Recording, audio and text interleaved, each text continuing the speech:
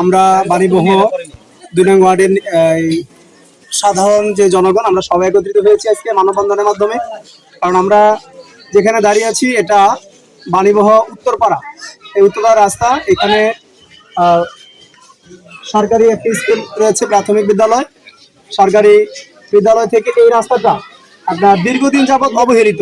আমরা শুধু উন্নয়নের কথাই শুনে যাচ্ছি এবং শুধু শুনতেছি সারা দেশে উন্নয়ন হচ্ছে, কিন্তু আমাদের এমন একটি রাস্তা যে রাস্তায় এতটা জনপ্রিয় যে এই রাস্তার মধ্যে 6টা শিক্ষা প্রতিষ্ঠান রয়েছে।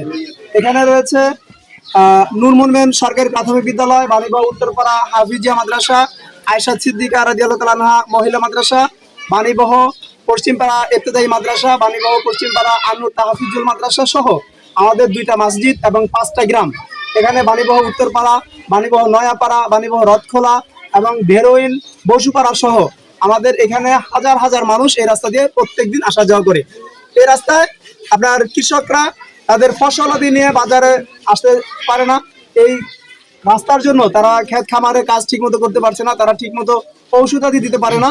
তো আমি সরকারের ঊর্ধ্বতন কর্মকর্তাদের প্রতি আমাদের ঊর্ধ্বতন আহ্বান যে আমাদের এই মানববন্ধন থেকে আমরা সরকারের জোরালোভাবে একান্তভাবে দাবি করছি যে অতি দ্রুত যেন এই রাস্তাটা সংস্করণ করা হয়।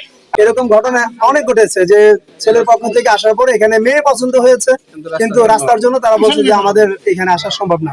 এবং রিসেন্টলি এই পাশের বাড়িতে যেটা আপনারা দেখেছেন টিনের বেড়া দিয়া, ওই মহিলাটা যখন হাসপাতালে মারা গেছেন, এই লাশটা কিন্তু আমরা তার বাড়ি পর্যন্ত নিতে পারি নাই। এটা এর চেয়ে বড় দুঃখ কি হয় বলেন?